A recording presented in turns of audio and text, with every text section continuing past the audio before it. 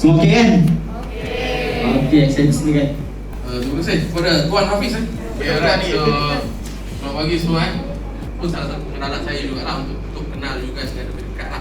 Silakan bantu saya untuk faham what's going on with UKM right now. Okay.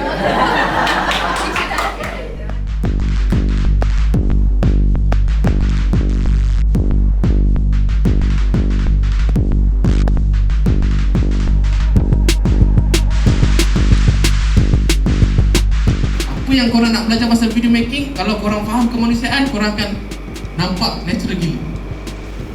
Untuk pengetahuan you guys, saya walaupun dah masuk dalam bidang ni sejak daripada 2015, saya baru beli my first camera, which is isteri saya sedang pakai. Tapi you can ask me anything about camera, shutter speed, ISO, lens apa, brand apa yang elok.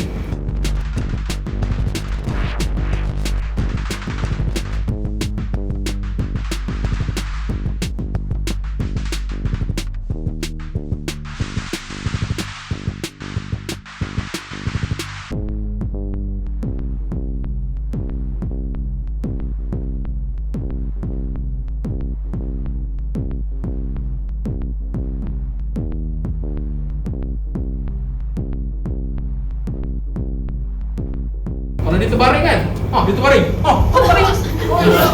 Terbaring kan? Apa isu? Apa isu? Itu yang membezakan kau adalah videographer yang unik ataupun tak, tu je sebenarnya.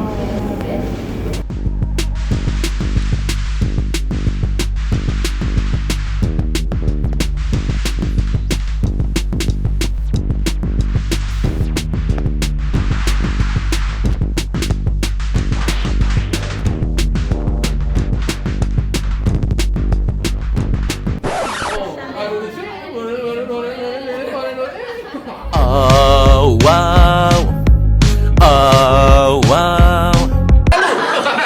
Okay dah. Cut.